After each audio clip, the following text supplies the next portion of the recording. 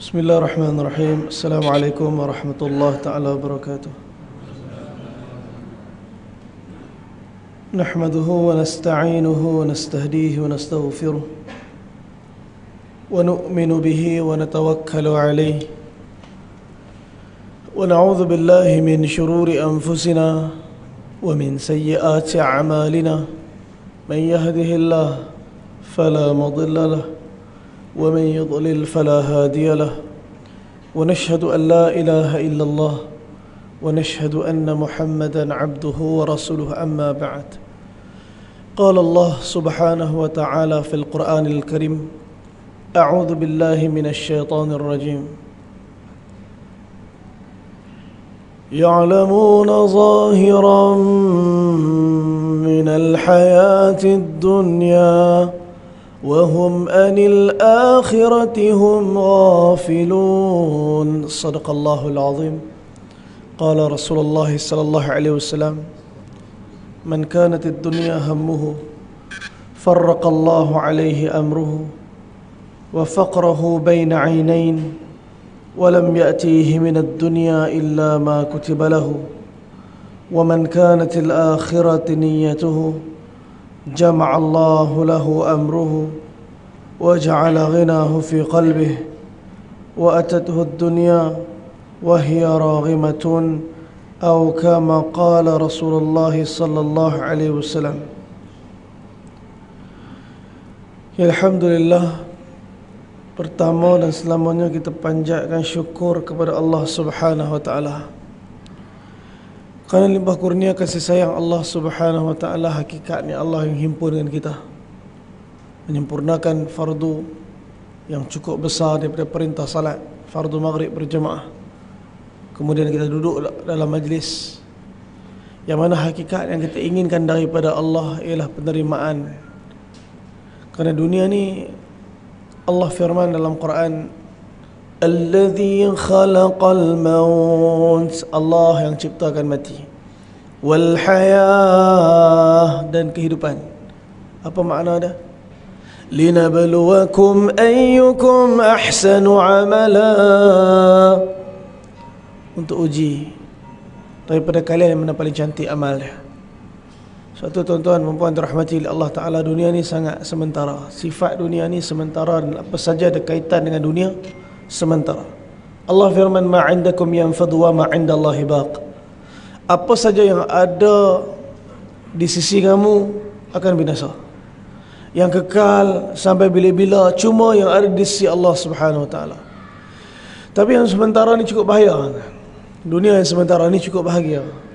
Cukup bahaya sebab selalu orang yang berada dan membuka ruang hati dia untuk dunia pasti akan terkesan dengan dunia. Pasti yang akhirnya terkesan dengan dunia, layan dunia, akan dihancurkan oleh dunia. Sebab tu tuan guru kami kata, हमारा दुश्मन चार है, हम सब दुश्मन है, और हमारा दुश्मन चार है. Musuh kita ada empat. Musuh kita ada empat. Dalam bahasa Urdu, musuh apa dia? Dushman. Tuan-tuan duk tengok Hindustan, puluh tahun dah, tapi malangnya baca subtitle. Sampai bila-bila orang tak boleh. Tuan-tuan lepas ni tengok Hindustan, tak tengok subtitle. Tuan-tuan, dushman dalam bahasa Urdu musuh. Macam mana eja dushman? Kalau bahasa Hindi diguna tulisan Sanskrit, kalau Urdu diguna tulisan Arab. Dal, shin, mim, nun, dushman. हमारा पहला का दुश्मन ये दाल है. Musuh kita yang pertama dal. Apa dia? Dunia. Dunia ni musuh. Siapa buat kawan, binasa dia. Dunia ni musuh. Siapa yang ambil sebagai peneman, hancur rosak akhirat dia. Ulang kali Allah sebut, wa mal hayatud dunya illa mata'ul ghurur. Tidaklah dunia, kata Allah, kesenangan yang kamu rasa, tipu lah. Allah yang cipta dunia, Allah kata dunia ni kesenangan dia tipu. Sebab tu tuan-tuan jangan berkawan dengan dunia. Tapi bukan makna tak boleh pegang dunia. Tuan-tuan, dunia ni boleh dipegang setakat dengan tangan, jangan sampai tembuslah hati. Selagi mana kapal berlayar di lautan, insya-Allah dia akan sampai ke destinasi dia kalau tak bocor. Kalau bocor, insya-Allah tengah-tengah karam. Begitu dunia, kata para ulama, berlayar atas dunia, jangan sampai bocor hati. Kalau bocor hati tu, insya-Allah karam. Fir'aun laknatullah alaih karam. Fir'aun laknatullah alaih karam. Alladzina yuriduna al-hayata ad-dunya, orang yang menginginkan dunia. Allah cerita dalam surah Al-Qasas, yang melihat kekayaan Qarun, kata apa? Ya laita lana misla ma utiya Qarun. Alangkah baiknya kalaulah kami dapat apa Qarun dapat. Innahu lazu hazzin azim. Sungguh dia telah memperolehi keberuntungan yang cukup agung. Ayat ni Allah sambung. Kalau Allah berhenti kat situ, maka cukup hanya kebinasaan kepada ahli dunia. Tapi Allah kata tak, di celah-celah ahli dunia tu ada apa? Alladzina utul ilma wailakum thawaballahu khair. Di celah-celah ahli dunia tu ada ahli ilmu.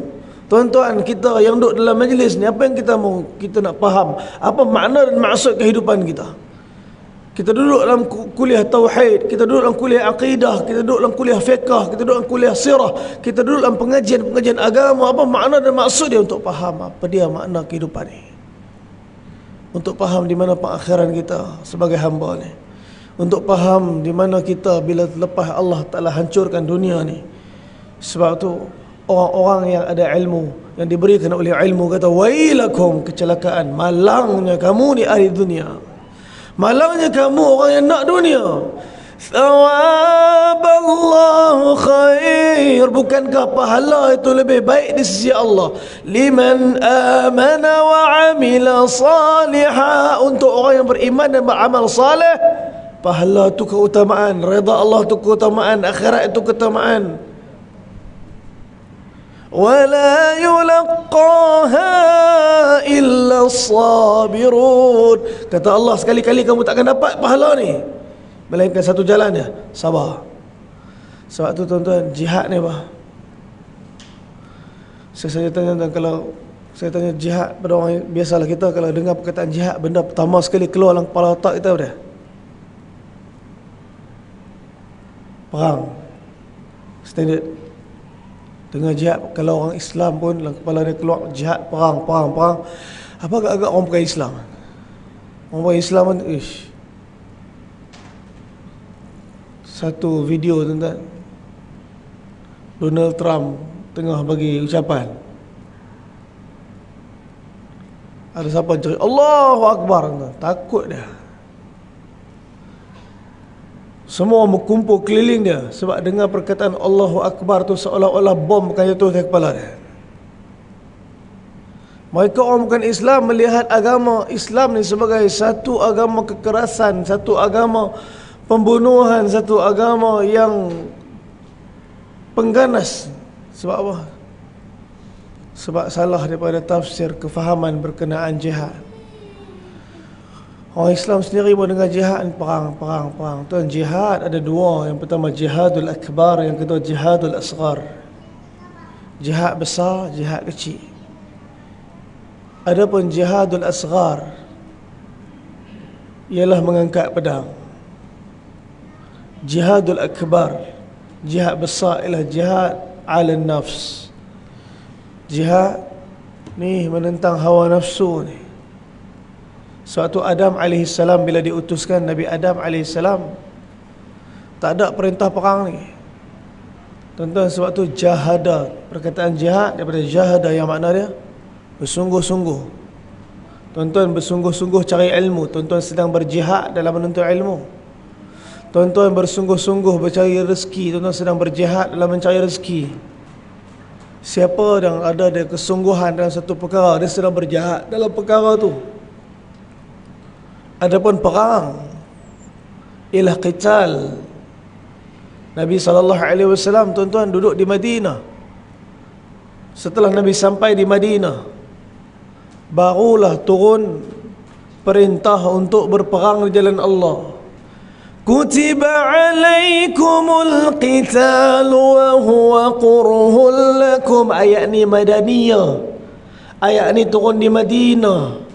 Ayat ni turun bukan untuk Nabi serang. Dah, ayat ni ialah untuk Nabi SAW mempertahankan diri apabila diserang. Menentang terhadap kezaliman. Orang-orang yang buat zalim kat kita, kita boleh pertahankan diri kita. Dikala Abu Sufyan, orang Quraisy rampai harta orang Islam yang berhijrah untuk dijual di kota Syam, maka Nabi telah membuat satu demi satu perancangan untuk ambil balik harta tu, kerana harta tu milik orang Islam. Ada kala Nabi hanya utuskan para sahabat daripada sariyah demi sariyah. Ada kala Nabi sendiri memimpin pergi ghazwah demi ghazwah. Sebab tu tuan-tuan, di Mekah belum ada perintah perang.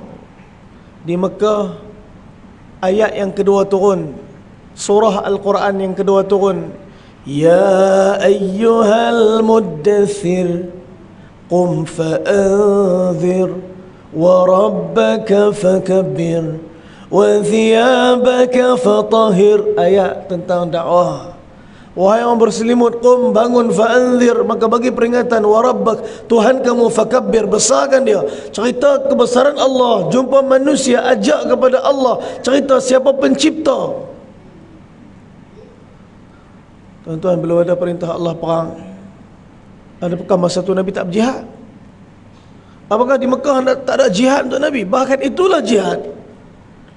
Kesungguhan Nabi di dalam menyampaikan agama, sehingga mereka ugut untuk bunuh Nabi. Sebelum tu mereka nak bagi dunia pada Nabi. Apa kata Nabi? Lebih kurang mafhum hadis, seandainya mereka meletakkan bulan di tangan kananku, matahari di tangan kiriku, aku sekali-kali takkan tinggal kerja dakwah ni.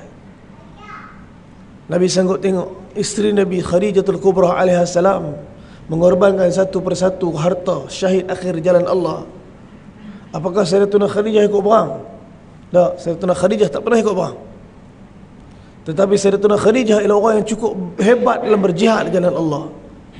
Orang yang menjadi asbab Nabi SAW berada dalam keadaan ketenangan, kebahagiaan sepanjang disusahkan oleh orang Quraisy dengan segala penentangan mereka. Dah angkat pedang belum? Belum. Nabi hijrah ke kota Madinah, baru turun ayat Quran, difardukan ke atas kalian untuk berperang. Tuan-tuan, suka perang? Kalau tiba-tiba lah isytihar negara kita esok perang, tuan-tuan, kita sambut, kita seronok? Tak kan? Mana-mana negara pun, mana-mana orang, hatta rakyat Israel ingat lepas suka. Bukan semua rakyat Israel Zionis. Kita yang kadang-kadang tak sedar kan. Kita dulu ingat tahun 1970-an dulu, pakar-pakar nyanyi lagu By the River of Babylon. Ingat lagu tu? Yeah we wave, yeah we say, we remember Zion lah. Seronok kan kita tu. Malaysia pakai apa? Lagu apa ni? By the river of Babylon, di tepi sungai Babylon. Yeah we said, yeah kita duduk. Yeah we weep, kita menangis. We remember Zion, kita teringat Zionis. La haula wala quwata illa billah. Tuan-tuan, seronok je dengar muzik-muzik ni. Kadang-kadang tak ada sempat nak tengok lagu tu apa cerita dia tu. Tuan-tuan, Nabi SAW apabila turun ayat ni, memang para sahabat di kalangan mereka berperang dalam ni. Ini jihadu ala nafs ni, perang kat dalam ni. Mereka tak suka perang, dan Allah jawab terus, وعسى أن تكرهوا شيئا وهو خير لكم. Ada kala kamu tak suka satu benda tu, tapi benda tu baik untuk kamu. وعسى أن تحبوا شيئا. Kadang-kadang kamu sayang satu benda, kamu suka satu benda tu. وهو شر لكم. Dan benda tu tak baik untuk kamu. Wallahu ya'lamu wa antum la ta'lamun. Dan Allah tahu apa yang kamu tak tahu. Tuan-tuan, sebab tu mentaati Allah dalam perkara yang kita tak faham, ini iman yang sempurna. Taat benda yang faham senang kan? Kita faham, kita taat, alhamdulillah. Benda faham senang. Benda yang Allah Ta'ala perintah bertentangan dengan nafsu. Sahabat ridwanullahi ajma'in perjanjian Hudaibiyah, mereka tak boleh brain. Nabi bersetuju dengan segala perkara yang bertentangan dengan jiwa mereka. Mereka dah sampai Mekah dah, 23 km lagi dah. Nak masuk Masjidil Haram dah, bermiqat dah di Bir Ali dengan keadaan ihram. Tiba-tiba terma yang pertama dalam perjanjian Hudaibiyah tu apa dia? Tahun ni tak boleh buat umrah, tahun depan baru datang buat umrah. Tuan-tuan, kalau kita dah beli package hak beli pula package premium 12,000 Safwa Orchid, dah terbayang dah hotel per full board. Memang dah terbayang ni 5-star hotel full board, Madinah Oberoi roof hotel belakang sikit 4-star. Kita melihat depan Oberoi 5-star, satu malam 2,000. Terbayang. Oh, seronok dan salam. Memanglah sedih salam tinggal kat ahli keluarga. Sampai ke immigration, scan pasport tak lepas, sangkut. Jemaah semua dah lepas. Pegawai immigration kata tak boleh ni, sangkut ni, awak tak dibenarkan keluar negara ni, ada masalah ni. Tuan-tuan, dah pakai ihram dah, masuk Jeddah dulu. Dia punya semangat tu nak pergi umrah, tengok sangkut agak apa perasaan dia. Dia akan huru-hara cari jalan untuk lepas juga. Tahun lepas seorang jemaah saya macam tu, kami semua lepas. Saya lepas immigration, elok saya pusing belakang tunggu mana jemaah baki seorang lagi. Abang ni excited, dia pun scan dia punya pasport dekat auto gate, tak lepas. Oh, dia kata, ustaz buat apa ni? Oh, jap, kita tengok sebab apa ni. Tuan-tuan, sangkut LHDN. Dia kata dia check online dah clear, rupanya dalam sistem ada. Kita telefon staff yang belah sana, mereka uruskan. Isteri dia dah lepas auto gate dah. Menangis isteri dia. Isteri dia kata, oh dok segi lah kalau habis dok pergi. Kalau habis dok pergi, dok segi. Saya kata, kak masuk dalam dulu, kak pergi semayang, cari surau, buat salat taubat, solat hajat, minta pada Allah. Mekah siapa punya? Allah punya. Malaysia siapa punya? Allah punya. Jangan pilih kita sampai siapa? Allah. Saya pun tunggu kat immigration, tunggu. Makcik tadi suami isteri dia pun masuk. Tunggu tuan-tuan. Pegawai immigration, salah seorang tu saya kenal. Alhamdulillah. Pakcik tu memang setiap bulan duduk kuliah saya, kuliah subuh. Dia pun datang tengok, ustaz, awak tak masuk lagi? Tuan, saya kata, haji, tuan tengok tak, seorang saya punya jemaah saya sangkut lah sebab LHDN. Tuan-tuan, jawapan dia memang best. Biasanya tak lepas ustaz, baik ustaz pergi lah. Ingat boleh tolong, kot-kot ada kabel kena. Tuan-tuan, haji tu kata biasa tak lepas, baik ustaz pergi. La hawla wala quwwata illa billah. Tuan-tuan, lah kali saya tak apalah, masuklah. Saya masuk dalam. Pegawai sebelah sana yang masih belum lepas lagi, yang tak ikut, dia tolong selesaikan. Saya sampai sana tuan-tuan, isteri dah selesai solat. Tengok saya sampai, abe mana abe? Saya tengok isteri dia, saya kata, doa dah ustaz, doa dah, abe mana? Sat lagi tengok tuan-tuan, suami dia lari kan, dalam keadaan menangis. Alhamdulillah ustaz lepas, Alhamdulillah ustaz lepas dia. Tuan-tuan, isteri dia tengok tu, Masya Allah tuan, suami isteri menangis. Tuan-tuan, hanya sikit je goncangan Allah Subhanahu Wa Taala. Saya tengok suami isteri ni, pasangan ni, tengok Kaabah menangis, doa menangis, tawaf menangis, sa'i menangis, salat menangis, ziarah menangis, duduk tazkirah menangis, dalam bah menangis. Menangis ya sepanjang daripada ibadat umrah dan ziarah. Tuan-tuan, kita kalau Allah tak goncang hati kita, tawah, ibadat tak ada perasaan, angkat tangan doa, Rabbana atina fid dunya hasanah, sambil scroll handphone dia boleh doa kan. Sebab apa? Seolah-olah minta kepada Allah, Allah bagi, tak apa, tak bagi pun tak apa. La ilaha illallah. Apakah itu sifat hamba? Apakah itu sifat kepada yang memerlukan Tuhan, yang bersandar kepada Yang Maha Esa? Tuan-tuan, sebab tu Nabi SAW diutuskan untuk membentuk jiwa dan hati para sahabat. Sahabat bila Hudaibiyah tertahan, Allah Ta'ala melihat keadaan tu, Allah yang menjadikan perkara tu. Tuan-tuan, kita ni hidup jauh dah 1400 tahun lepas peristiwa ni jadi. Jadi kita nampak kenapa dan bagaimana berlaku peristiwa tu daripada sudut pandangan yang lebih luas, sebab kita tak hidup zaman tu. Tuan-tuan, kalaulah Allah Ta'ala jadikan tahun ke-6 Hijrah bulan Zulkaidah tu lepas Nabi buat umrah, Nabi akan buat umrah tahun tu bersama dengan orang-orang Arab jahiliah yang bertawaf dengan telanjang. Nabi akan buat umrah tahun tu bersama dengan amalan khurafat manusia yang hidup di zaman tu, menyembelih binatang-binatang sembelihan, disapu kepada berhala-berhala, Lata, Hubal. Tuan-tuan, Allah sengaja, Allah yang tahan.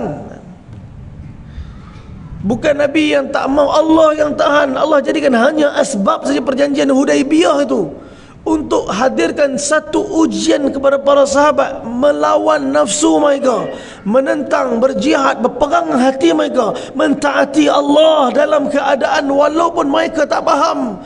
Mereka boleh. Sayyidina Umar datang tanya Nabi. Sayyidina Umar tanya, ya Rasulullah, bukankah Tuan Rasul? Tuan-tuan, Sayyidina Umar boleh tanya, ya Rasulullah, bukankah Tuan Rasul? Bukankah mereka orang Quraisy? Bukankah kita berada di atas kebenaran? Bukankah mereka kebatilan? Kenapa kita ikut mereka ya Rasulullah? Abu Bakar Siddiq, orang yang paling faham agama daripada umat ni, dia kata, ya Umar, ya Umar, bukankah dia Rasulullah? Dah tu dengar, taat saja, walaupun tak faham, walaupun tak kenal dengan perasaan. Tuan-tuan, Sayyidina Umar berperang dengan nafsu dia. Dah pakai ihram, tak boleh buat umrah. Yang kedua apa dia? Siapa yang masuk Islam lepas daripada perjanjian ni mesti dipulangkan kepada kaum keluarga dia. Tapi siapa yang murtad meninggalkan Islam mesti dibiarkan. Sayyidina Umar kata, apa tak bela ni? Dan gencatan senjata 10 tahun. Islam tengah menang, tuan-tuan. Sebelum perang Badar berlaku perang Rabigh, Islam menang. Perang Abwa, Islam menang. Zul'ushairah, orang musuh dah lari. Perang demi perang yang berlaku, satu persatu dimenangi oleh orang Islam. Orang Quraisy minta untuk gencatan senjata, Nabi setuju. Tuan-tuan, sahabat dalam keadaan menekan jiwa mereka, berperang dengan hati mereka, sehinggalah Nabi kata, sembelih binatang, sembelih kambing dan tahlul. Tuan-tuan, kan berada dalam ihram, rukun yang pertama dah sempurna, dah niat dah tadi, tak tawaf, tak sa'i. Jadi macam mana nak keluarkan diri daripada pantalangan ihram? Macam mana nak bertahlul? Kena bayar dam ithar. Macam mana bayar dam ithar? Sembelih seekor kambing. Nabi perintah sahabat sembelih kambing, seorang pun tak sembelih. Seorang pun tak sembelih. Bukan tak taat, tapi sahabat masih lagi terngiang-ngiang akan ketidakadilan perjanjian ni. Nabi masuk dalam kemah Nabi. Isteri yang Nabi bawa masa tu siapa? Sayyidatuna Ummu Salamah.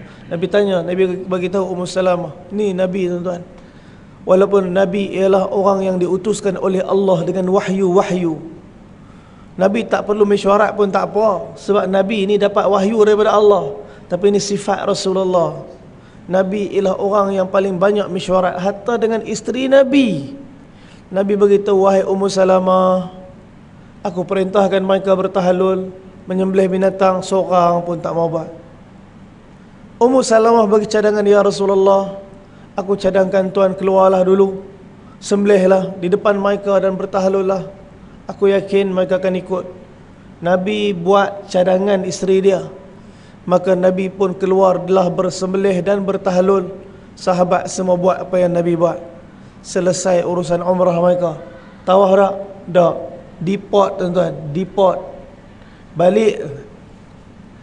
Dalam perjalanan Jibril turun 4 ayat Al-Quran daripada surah Al-Fatihah. Inna fatahna laka fatham mubina. Tuan-tuan, Allah telah menjanjikan sebuah kemenangan kepada Nabi. Inilah kemenangan yang nyata. Tuan-tuan, peristiwa ini berlaku pada bulan Zulkaidah pada tahun 6 Hijrah. Nabi mendidik para sahabat mentaati Allah walaupun bertentangan dengan jiwa. Ini jihad ala nafs. Ini jihadul akbar. Tuan-tuan, kita patah balik setahun sebelum. Pada tahun ke-5 Hijrah, pada bulan Syaban, Nabi dapat berita Bani Khuza'ah, antara suku kaum mereka daripada Bani Mustaliq, sedang bersiap untuk menyerang kota Madinah. Tuan-tuan, antara ghazwah yang jarang kita cerita ialah ghazwah Mustaliq, ghazwah Bani Mustaliq. Minggu lepas saya pergi Jeddah. Kami sewa kereta, kami drive daripada Jeddah ke Tabuk, sekitar 1400 km. Tapi hari pertama saya bagi ajak sahabat-sahabat saya, kita singgah ke satu tempat di kawasan kampung Al-Muraisi'. InsyaAllah tuan, tak ada travel pergi kat sini, sebab jalan nak masuk situ susah. Kami naik kereta, saya pin location. Saya pun pertama kali pergi. Saya tangi nak pergi sebab saya dengar itulah tempat Nabi SAW datang dan berperang dengan kabilah Mustaliq, satu kabilah yang cukup memusuhi Nabi. Kedudukan mereka berada di antara Mekah dan Madinah. Di antara Mekah dan Madinah, di tengah-tengah perjalanan tu ialah perkampungan Al-Muraisi', kampung Bani Khuza'ah daripada suku Mustaliq. Tuan-tuan, mereka ni cenderung kepada bersekutu dengan orang Quraisy lebih daripada berpihak dengan orang Islam. Kenapa? Ada kepentingan ekonomi. Kita tahu walaupun masyarakat jahiliah ketika tu, mereka ni ialah masyarakat yang menyembah berhala, tapi satu dunia datang untuk tunaikan haji. Haji ada, tapi dengan cara jahiliah. Umrah ada dengan cara jahiliah.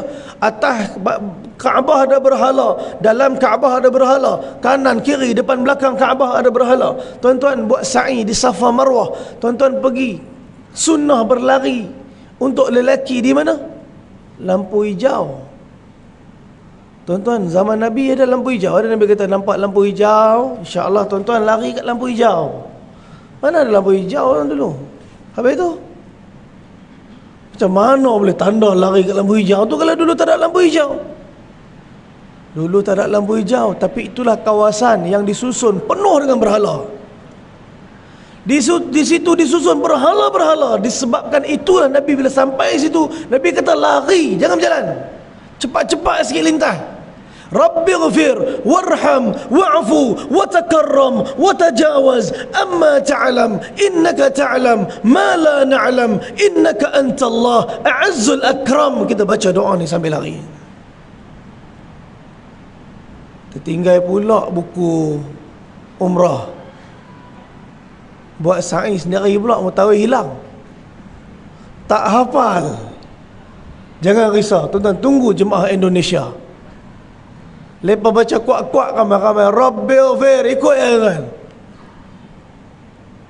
Tuan-tuan, kenapa lari? Sebab Nabi suruh lari. Kenapa Nabi suruh lari? Sebab dulu kawasan itu disusun berhala penuh. Ini manasik haji Nabi, manasik umrahnya Nabi sallallahu alaihi wasallam. Tuan-tuan, penuh kawasan tu dengan berhala-berhala. Latta, Hubbal. Ini antara berhala besar. Kita baca surah An-Najm, Allah sebut 3 nama berhala besar. Lata wal Uzza wa Manata thalithatal ukhra. Allah sebut 3 nama berhala ni. Lata, Uzza, Manata. 3 berhala ni, berhala yang sangat besar, yang paling terkenal di antara semua berhala. Tuan-tuan nak tengok lagi tak berhala ni? InsyaAllah Saudi tengah buat balik. Ada siapa nak tengok? InsyaAllah boleh pergi riak ni, tuan-tuan jangan terkejut. Awak dari depan nak buat berhala balik. Mereka kata this is our tradition. Maka nak menunjukkan balik, membangkitkan balik tradisi Arab. Dulu Tok Nyang kami, ni ada berhala Tok Nyang kami ni. Tuan-tuan, Lata dekat kawasan Kaabah. Uzza dekat mana? Uzza kawasan An-Nakhlah, lebih kurang 91 kilo daripada Masjidil Haram ke arah Riyadh. Dan yang ketiga, nama dia Manata. Manata berada di kampung Bani Khuza'ah, di kawasan Al-Muraisi', Bani Mustaliq tadi tu. Tuan-tuan, walaupun nama berhala ni 3 Allah sebut rapat dalam Quran, tapi kedudukan dia jauh-jauh. Satu dekat Mekah, satu dekat Nakhlah, satu dekat Muraisi'. Dan orang-orang Bani Mustaliq, mereka ambil keuntungan sebab mereka tahu kalau orang-orang yang mai buat haji, orang-orang jahiliah yang tunaikan haji, lepas mereka buat haji di Mekah, di Kaabah, menziarahi Lat, mereka akan pergi cari berhala Manata pula. Dekat mana? Dekat Muraisi', dekat Bani Mustaliq. Jadi situ satu perniagaan. Mereka akan buka booth, mereka akan buka kawasan-kawasan perniagaan, sebab orang akan datang ziarah berhala besar ni. Jadi sebab tu kecenderungan mereka ialah melawan Rasulullah dan mengikut orang Quraisy. Bila orang Quraisy menyempurnakan tentera nak serang Madinah pada tanggal ketiga Hijrah pada bulan Syawal, antara orang yang menyertai perang Uhud untuk serang Madinah ialah daripada Bani Mustaliq, daripada Bani Khuza'ah. Mereka cukup menunjukkan kebencian kepada Nabi. Sebab tu pada tahun kelima Hijrah bulan Sya'ban, Nabi dengar saja berita yang orang-orang Bani Mustaliq nak serang kota Madinah. Nabi tak terus percaya. Sifat Nabi tabayyun.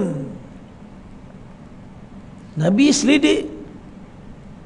Nabi hantar satu orang sahabat, nama dia Sayyidina Buraidah radhiyallahu anhu. Nabi kata, Buraidah, pergi tengok betul tak berita. Sayyidina Buraidah pergi. Sampai sana dia menyamar, dia masuk dalam, dia tengok keadaan, dan dia bawa balik berita dekat Nabi. Dia kata, benar ya Rasulullah, sungguh mereka telah mengatur strategi agar diserang kota Madinah. Maka Nabi tak tunggu dah. Ini orang Islam, tuan. Bila dapat satu berita, maka bertindak. Islam bila dengar satu kebenaran, dia akan sempurnakan kebenaran tu. Dia tak tangguh-tangguh dah. Tenanglah dulu.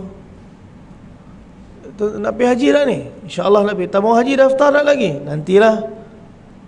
Habis itu nanti ni bila nak daftar? Nanti daftar. Apa tu kalau daftar nanti tahu bila nak dijemput? InsyaAllah. La hawla wa la quwwata illa billah. Senang betul hidup ni, tuan-tuan. Hak yang daftar tahun 2010 tu pun insya-Allah buat haji tahun 2040. Ni hak tak daftar lagi ni, tuan-tuan daftar. Cepat tunjuk sikit kesungguhan kepada Allah. Tunjuk sikit kesungguhan kepada Allah. Wahai Allah, aku nak pergi haji ni, jemputlah aku pergi haji. Yang sampaikan bukan tabung haji, yang sampaikan siapa? Allah. Tapi kita apa? Kalau macam tu tak payahlah daftar tabung haji. Tunjuklah sikit ikhtiar ke Allah Ta'ala ni. Yang aku nak pergi haji, aku daftar ni sebab aku nak pergi. Wahai Allah, tolonglah pilih. Sebab yang pilih siapa? Allah. Tuan-tuan, Nabi bersungguh. Nabi dengar saja Bani Mustaliq nak serang Madinah, Nabi terus tashkil, Nabi terus bentuk satu jemaah 700 tentera para sahabat, 30 pasukan berkuda, Nabi Amir. Tuan-tuan, Muraisi' ni dia dekat kawasan, di sebelum sampai Abwa.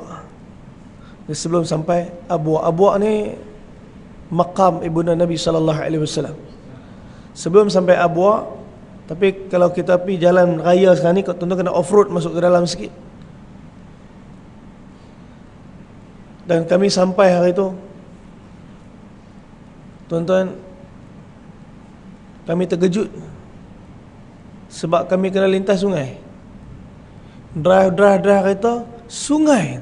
Allah, macam nak cross. Kami hantar drone. Hantar drone, tuan-tuan. Sewa drone lah. So, hantar pergi. Cek reki jalan. Wish, macam mana ni? Tak lama lagi motor lalu ke arah sungai. Laju lah tu. Tidak menunjukkan sifat untuk berhenti langsung. Saya kata, biar betul motor ni. Seru dilanggar sungai. Rupanya ayak cangkat. Parah buku lali sungai tu. Saya kata, la ilaha illallah. Boleh cross. Kami cross. Serang. Tapi kalau naik bas, tetap tak confident. Sampailah di seberang, kami ikut laluan.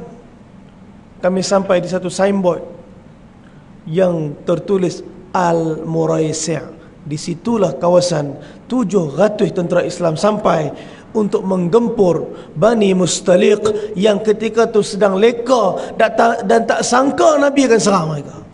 Mereka buat plan nak serang Rasulullah, tapi tiba-tiba Nabi serang mereka. Kerana serangan mengejut, serangan tiba-tiba, tuan-tuan, orang Islam seorang pun tak syahid. Sebab tu tuan-tuan, perang ni kena strategi, bukan main redah. Tuan-tuan, ketika tu juga Nabi berjaya menawan 200 keluarga. Nabi SAW di tepi telaga Muraisi', sampai hari ni telaga tu ada lagi. Di tepi Ma'al Muraisi', sampai hari ni telaga tu ada lagi. Siap telaga tu telah diwartakan oleh Badan Tali Air Saudi sebagai satu tempat sumber air yang di mana dekat situ dia pasang generator untuk pam air. Telaga Muraisi' sampai hari ni ada lagi. Dikatakan di situlah Nabi SAW telah menawan 200 lebih kurang keluarga Bani Mustaliq. Ketua dia yang bernama Harith bin Dirar, bila kena ambush, bila kena serang, ketua lari. Kalau lari saja tak apa, tinggal kabilah. Kalau tinggal kabilah tak apa, dengan anak-anak perempuan sekali dia tinggal. Maka sahabat Nabi yang bernama Sayyidina Thabit ibn al-Qais telah tawan anak perempuan Harith bin Dirar. Siapa anak perempuan dia? Kalau saya sebut anak perempuan dia, tuan-tuan semua kenal. Anak perempuan Harith bin Dirar namanya Sayyidatuna Juwairiyah binti Harith. Tuan-tuan, itulah peperangan Bani Mustaliq, yang mana Nabi SAW telah mengalahkan kaum Bani Mustaliq, telah mengalahkan Bani Mustaliq, menawan 200 orang keluarga Bani Mustaliq. Dan Nabi mengajar akhlak. Nabi tanya kepada Thabit bin Qais, berapa kamu nak tebus Juwairiyah ni? Tuan-tuan, Thabit bin Qais ni satu orang sahabat yang cukup tinggi takwa dia. Dia ni khatibun Nabi, dia orang Ansar. Nabi gelar dia pengkhutbah Nabi. Ni Thabit bin Qais. Sebab apa? Dia ada suara kuat. Thabit bin Qais ni dia ada suara kuat. Nabi kalau bercakap, zaman dulu tak ada mikrofon ni. Mikrofon ni tak ada. Jadi kalau Nabi bercakap, Al-Abbas bin Abdul Muttalib akan jadi orang yang menguatkan suara Nabi. Sayyidina Thabit ibn al-Qais akan jadi orang yang kuatkan suara Nabi. Tuan-tuan, tiba-tiba ayat Al-Quran turun. Ya ayyuhallazina amanu la tarfa'u aswatakum fawqa sautin nabi. Wahai orang beriman, jangan kamu tinggikan suara kamu melebihi suara Nabi. Barang siapa yang buat juga macam tu, maka hilang pahala dia. Lepas ayat ni turun, tuan-tuan, Nabi perasan Thabit ibn al-Qais tak datang masjid. Tuan-tuan, Nabi suruh sahabat cari mana Thabit ibn al-Qais.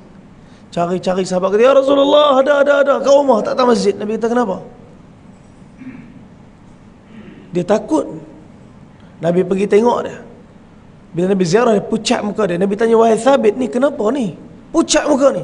Ya Rasulullah, bukankah ayat Al-Quran turun, wahai orang beriman, jangan kamu tinggikan suara kamu melebihi suara Nabi. Barang siapa yang buat juga macam tu, hilang pahala amalan dia. "Oh ya Rasulullah, aku ni suara kuat, sentiasa lagi tinggi daripada suaramu ya Rasulullah. Aku risau ayat Al-Quran ni turun sebab aku." Nabi kata, "Wahai Thabit, ayat ni bukan sebab kamu. Ta'ishu sa'idan wa tamutu syahidan." Kamu hidup bahagia, mati syahid. Allah, dapat berita daripada Nabi, dapat berita syahid pada Nabi. Dan seronok dia main masjid balik. Tak lama lepas tu turun ayat Quran pula, surah Luqman. "Wasbir ala ma asabaka inna dhalika min 'ilmil umur wa la tusa'ir qaddaka linnas wa la tamshi fil ardi maraha inna Allah la yuhibbu kulla mukhtalin fakhur."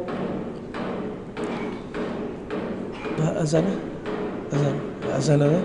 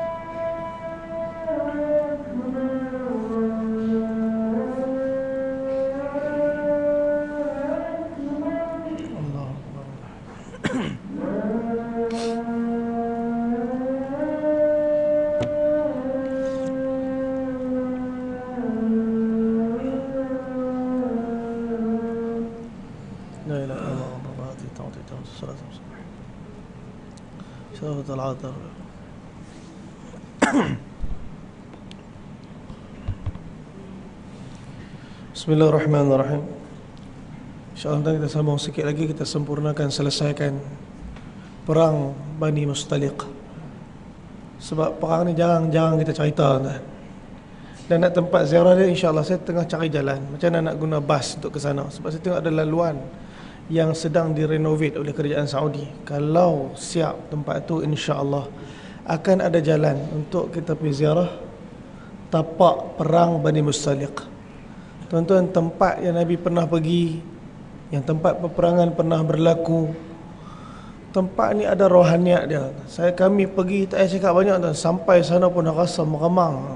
Sampai sana rasa Masya Allah, betapa agama ni benda yang sangat mahal, yang sahabat faham sehingga bila diajak oleh Nabi terus bergerak mereka. Thabit ibn al-Qais ni orang yang sangat tinggi taqwa dia. Sebab tu bila turun ayat Al-Quran yang dibacakan daripada surah Luqman tadi, wala tusa'ir qaddaka linnas wala tamshi fil ardi maraha innallaha la yuhibbu kulla mukhtalin faqur. Allah larang, jangan memalingkan diri kamu daripada manusia. Jangan berpaling daripada manusia. Jangan menyombongkan diri kamu.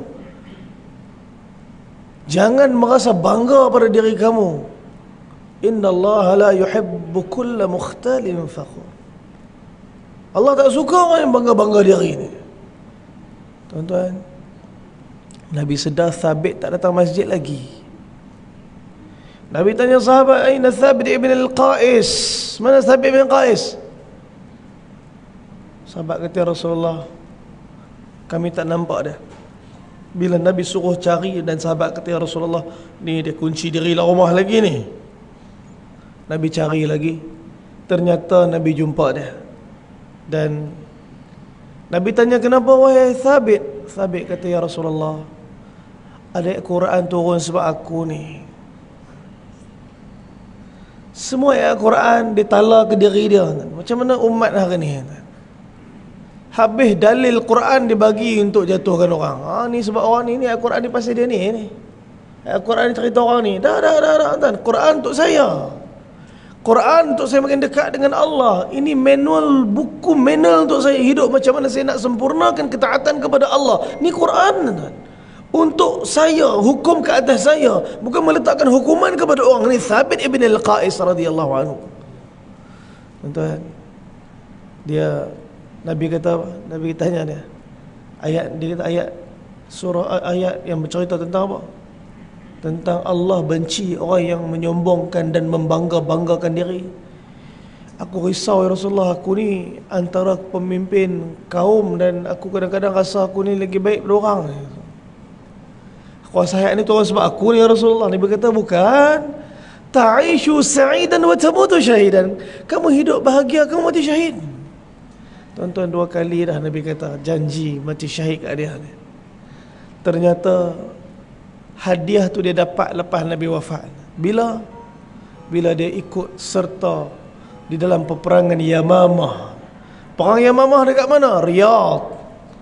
Tuan-tuan pergi dekat Riyadh, ada Universiti Yamamah. Di tanah Yamamah pernah berlaku perang yang cukup teruk di antara orang Islam. Awalnya pimpinan Ikramah bin Abu Jahal, kemudian dia diganti oleh Sayyidina Abu Bakar Siddiq, pimpinan Khalid ibn al-Walid menentang Musailamatul Kadzab. Dalam tu ada siapa? Antara tentera dia ialah Sayyidina Thabit ibn al-Qais. Pada awal peperangan, penyerangan, tuan-tuan, orang Islam berundur dengan hentakan, dengan serangan, dengan gasakan daripada Musailamatul Kadzab. Ketika mana orang Islam berundur, Thabit tak berundur. Thabit bin Qais tak berundur. Dia tetap di tempat dia. Bahkan sebahagian riwayat sebut dia korek tanah dan dia tanam betih dia dalam tanah tu. Dia melaungkan dengan suara yang kuat. Dia kata, dulu masa Nabi dengan kita bukan macam ni cara kita perang. Takdir Allah, hadiah yang Nabi ulang-ulang masa dia hidup, dia dapat masa tu syahid dalam perang Yamamah. Tuan-tuan, walaupun dia syuhada, walaupun dia syahid dalam perang Yamamah, tapi dia ada perkara belum dilunaskan masa hidup dia. Dia ada hutang. Tuan-tuan, jangan main-main hutang-hutang. Hutang ni benda mahal, benda bahaya. Thabit ibn al-Qais mati syahid, tapi dia ada hutang. Ketika mana satu orang tentera telah bermimpi setelah menang peperangan Yamamah. Mimpi apa? Mimpi Thabit ibn al-Qais bagi tahu bahawa ketika mana dia dibunuh syahid, ada orang Islam yang telah ambil baju perang dia. Tuan-tuan, harta perolehan perang ghanimah ni yang pada orang musuh, pada tentera musuh.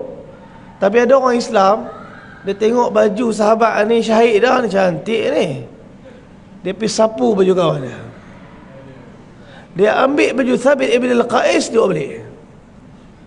Dia sembunyikan baju tu, tak balik Madinah lagi. Cerita ni tak sampai Madinah, cerita ni masih di tapak Yamamah. Ternyata dalam mimpi tu Thabit bagi tahu kepada tentera ni supaya bagi tahu pada Khalid ibn al-Walid ada satu orang lelaki yang dah ambil baju besi dia, dan dia simpan baju besi tu dekat sekian-sekian tempat, minta Khalid al-Walid pergi ambil. Kemudian sampai di Madinah nanti, bagi pada Sayyidina Abu Bakar Siddiq dan minta tolong Sayyidina Abu Bakar Siddiq cari fulan bin fulan, kerana Sayyidina Thabit bin Qais ada hutang belum langsai dengan dia. Tuan-tuan, maka perkara tu berlaku, Khalid pun bawa balik baju tu, bagi kat Sayyidina Abu Bakar pun cari, dan ternyata memang betul Thabit bin Qais ketika meninggalkan Madinah pergi berperang, dia ada hutang dengan orang ni. Abu Bakar Siddiq pun bagi baju besi tadi, lunaskan hutang. Dan Abu Bakar Siddiq kata, demi Allah, baru kali ni aku tahu ada orang yang dah meninggal dunia pun tinggal wasiat untuk bayar hutang. Thabit bin Qais syahid dah, Allah jaga dia, Allah mudahkan dia, hutang dia selesai. Kita ni tak tahu syahid ke apa. Banyaklah syahid dalam kuliah, syahid.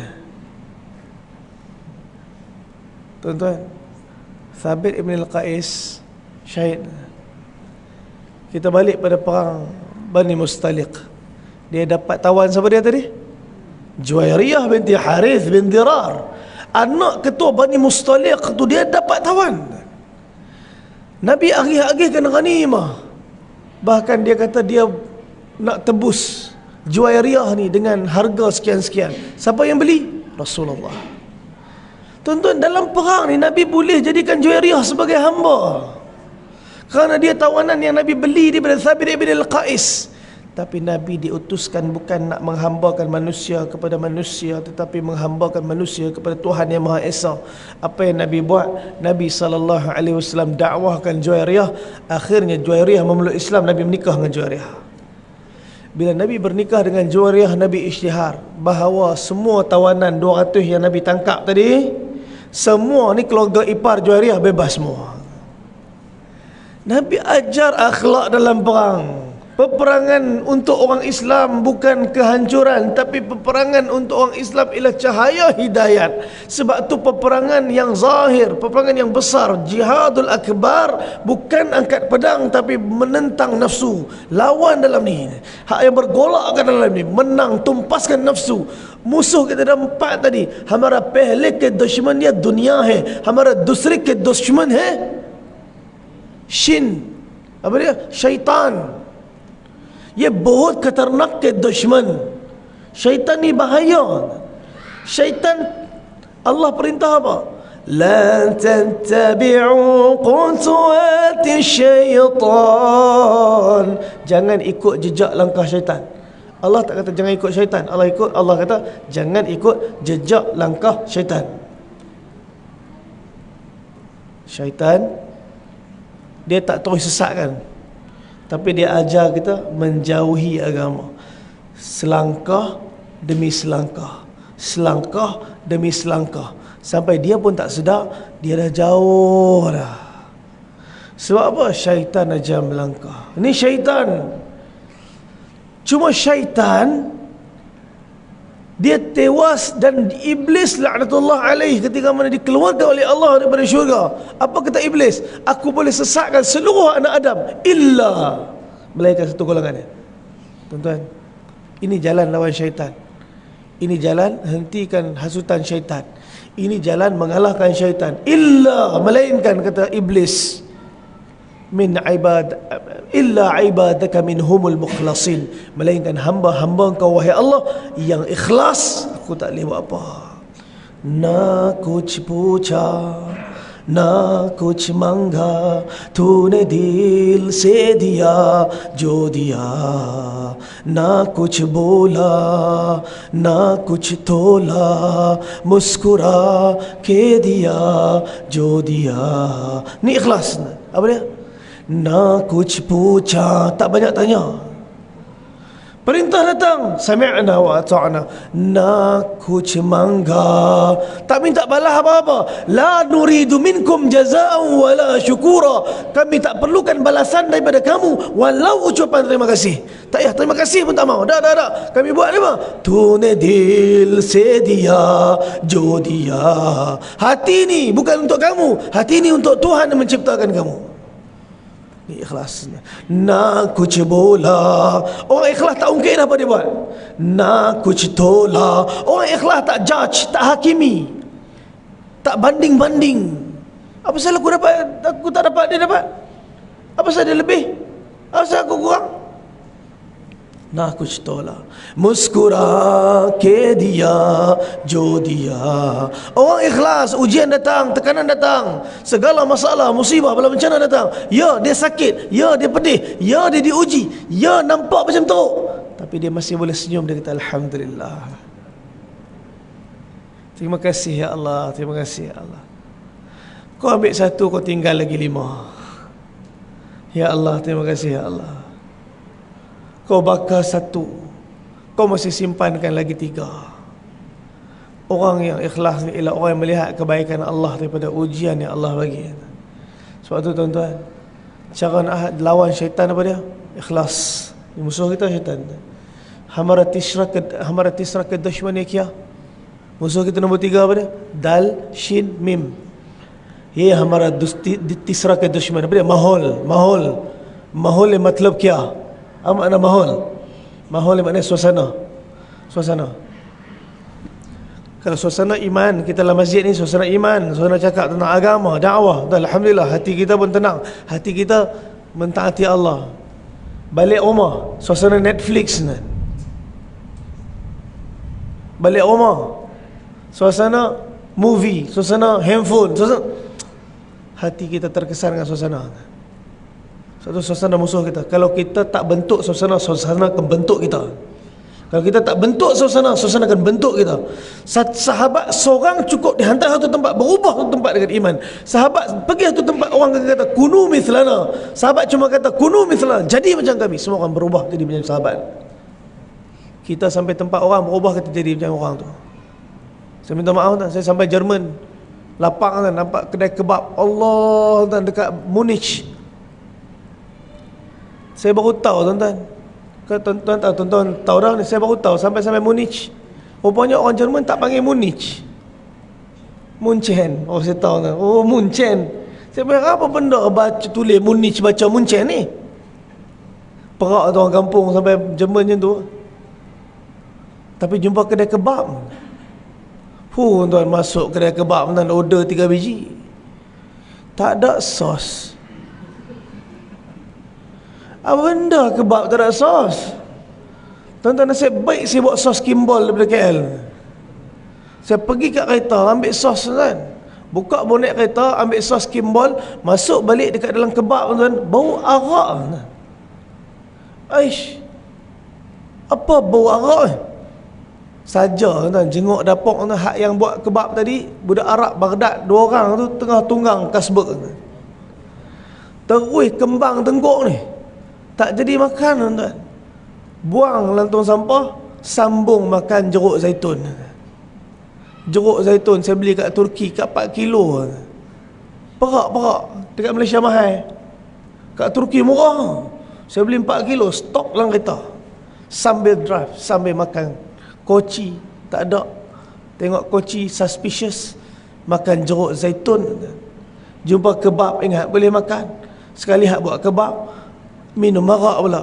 Tuan-tuan, bukankah dia orang Islam? Ya, orang Islam.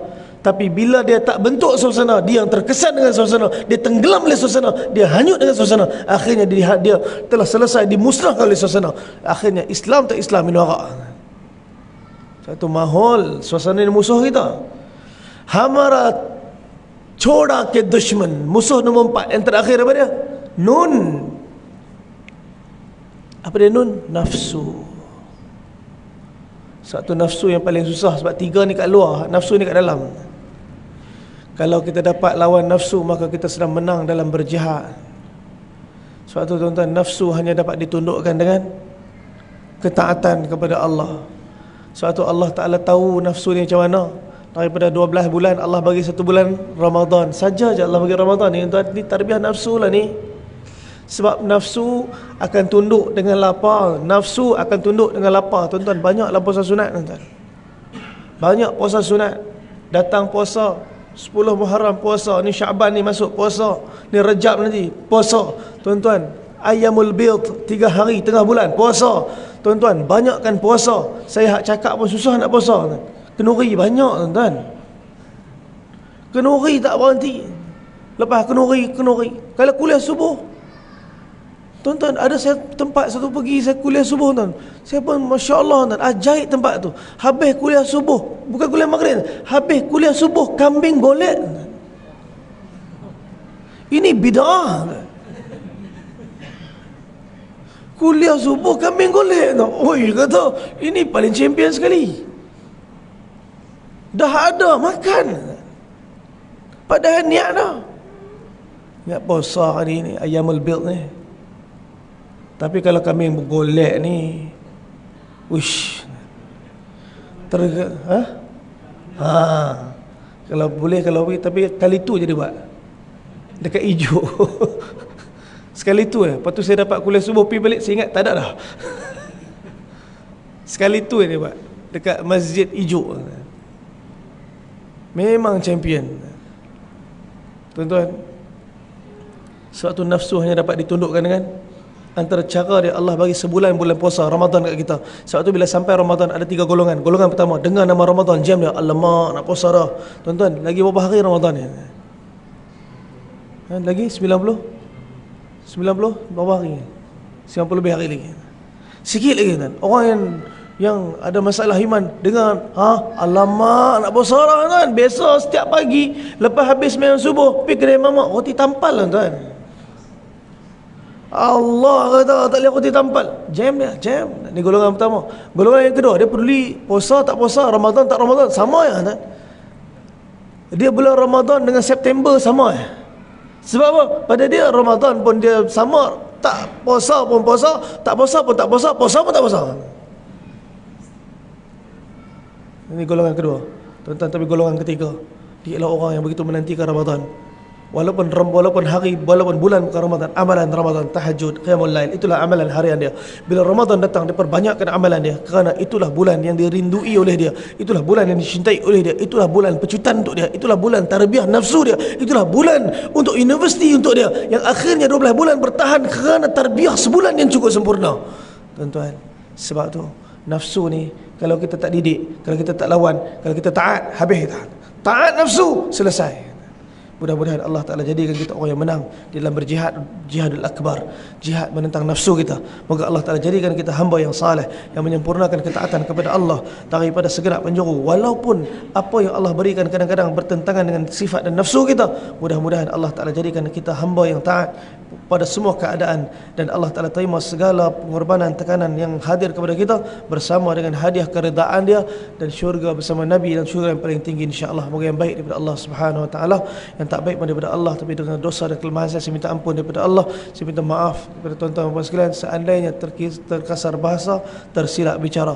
Ya, tuan-tuan dan puan sekalian yang ada rasa nak ikut serta dalam pakej umrah dan ziarah rare tambahan tempat-tempat yang kami dah pergi telusuri, insya-Allah tuan-tuan nanti boleh dapatkan. Saya pamphlet pun tak bawa ni, dan saya sebenarnya terbuka, saya tak mahu terbuka.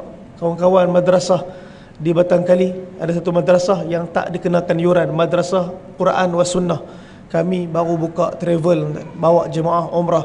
Madrasah tersebut tak ada yuran, madrasah tersebut tak ada yuran. Pelajar masuk di sana tak perlu yuran, cuma perlu interview saja. Lepas interview duduk situ. Madrasah tak besar, tuan-tuan. Madrasah cuma sekitar 2 ekar saja, tapi sekarang jumlah pelajar sekitar 130 orang, tuan. Dalam keadaan pelajar yang sangat ramai, keperluan makin meningkat. Sebab tu tuan-tuan, kami buka travel ni, antara salah satu dia ialah untuk bantu madrasah untuk jadi sebahagian daripada sumber ekonomi madrasah. Tak dikenakan yuran, hanya daripada madrasah kita nak lahirnya hafiz-hafiz Al-Quran yang berjiwa da'i, yang bergerak ke seluruh dunia untuk sampaikan agama. Mudah-mudahan Allah Ta'ala hadirkan kebaikan. Tuan-tuan, insya-Allah siapa-siapa yang ada niat nak pergi umrah bolehlah, insya-Allah. Kita ada buat package ziarah dan umrah. Yang baru ni bulan lepas kita buat pergi ke Luj. Luj pun satu tempat yang jarang-jarang orang Islam pergi. Luj ni the Maldives of Saudi Arabia. Cantik tempat tu. Cantik tu benda nombor 2 kan. Di sana ada 3 tempat sirah yang disebut dalam kitab Al-Atlas Al-Geografi, Sariyatin Nabi sallallahu alaihi wasallam. Dan di sana kita ziarah sekitar dan kita bergerak ke Al-Uis, makam satu orang sahabat yang bernama Abu Bashir. Tuan-tuan, mudah-mudahan Allah jadikan kita pencinta Nabi, pencinta sirah, dan menjadi asbab kita akhirnya bersama Nabi kekasih kita dalam syurga insya-Allah. Bismillahirrahmanirrahim. Alhamdulillahirabbil alamin. Wassalatu wassalamu ala rasulina Muhammadin wa ala alihi washabihi ajma'in. Allahumma ya awwalal awwalin wa ya akhiral akhirin wa ya dzal quwwatil matin wa ya rahimal masakin ya arhamar rahimin ya arhamar rahimin ya arhamar rahimin. Ya Allah, Tuhan yang pandang kami, Tuhan yang melihat kami, Tuhan yang tahu apa yang ada dalam jantung hati kami. Wahai Allah, tolong terima kami. Kami tak pandai, wahai Allah, untuk mentaati Engkau. Banyak salah silap kami, wahai Allah. Salah cakap, salah dengar, salah buat, wahai Allah. Kau tahu segala kelemahan kami. Kalau Kau kira semua kelemahan ini, habis kami, wahai Allah. Tak ada apa yang tinggal, melainkan hanyalah kehancuran pada diri kami. Tapi kami tahu Engkau lah Tuhan yang sentiasa memberikan kebaikan, kenikmatan demi kenikmatan, walaupun kami tergelincir dengan tebing-tebing maksiat, wahai Allah. Wahai Allah, terima kasih atas segala kebaikan yang Kau bagi pada kami. Kalau Kau zahirkan dosa-dosa kami, pasti langit dan bumi akan hitam dengan dosa-dosa ni. Tapi kami sedang ketuk pintu rahmat keampunan Kau. Tolonglah ampunkan kami, wahai Allah. Ampunkan kami, wahai Allah. Ampunkan kami, wahai Allah. Ampunkan kami, wahai Allah. Ampun mak ayah kami, wahai Allah. Ampun anak isteri kami, wahai Allah. Ampun guru-guru kami, wahai Allah. Ampun sahabat anda kami, wahai Allah. Ampun semua orang Islam dalam dunia ni, wahai Allah. Wahai Allah, hadirkan bantuan Kau ke atas kami. Di saat saudara-saudara kami sedang diuji di Palestin, anak-anak mereka hancur ditindih bangunan, wahai Allah. Rumah-rumah mereka pecah, wahai Allah. Di saat ni musim sejuk, ya Allah, satu rumah berkongsi sampai 6-7 keluarga, ya Allah. Kau mudahkanlah urusan mereka. Di saat selesa kami di sini, mereka berada dalam keadaan yang cukup sengsara di sana, wahai Allah. Kau buka pintu kesyahidan untuk mereka, sehingga setiap hari ada saja di kalangan mereka melangkah dalam masuk pintu kesyahidan tu, wahai Allah. Sedangkan kami diuji dengan segala permainan nafsu, sehingga ramai yang tergelincir, wahai Allah, di tebing-tebing maksiat, di tebing-tebing api neraka, wahai Allah. Tolonglah bantu kami taat padamu, wahai Allah. Jangan serahkan kami pada diri kami walaupun sedetik, wahai Allah. Kami tak mampu uruskan diri kami sendiri, wahai Allah. Tapi kami tahu kami ada Tuhan yang sedang memandang kami, wahai Allah. Tolonglah terima kami, wahai Allah. Tolonglah terima kami, wahai Allah. Redha dengan kami, wahai Allah. Redha dengan kami, wahai Allah. Selamatkan kami, wahai Allah, dari segala kemalapetaka, kecelakaan dunia dan akhirat, wahai Allah.